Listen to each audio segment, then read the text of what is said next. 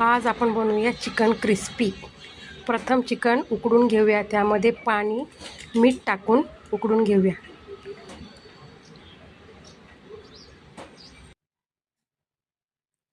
Chicken उकडून घेतले, त्यामध्ये अद्रक लसूण वाटलेले पेस्ट लावूया। हळद, मीठ, धने पावडर, लाल तिखट, मीठ, कॉर्नफ्लॉवर, तांदळाचे पीठ, गरम मसाला सर्व एकजीव करून घेऊया। सगळं मिक्स करून व्यवस्थित घेऊया आणि ऑइल तळण्यासाठी तेल गरम झालेलं आहे, त्याच्यामध्ये चिकन टाकून चिकन लाल कलर येईपर्यंत भाजून घेऊया। तयार आहे।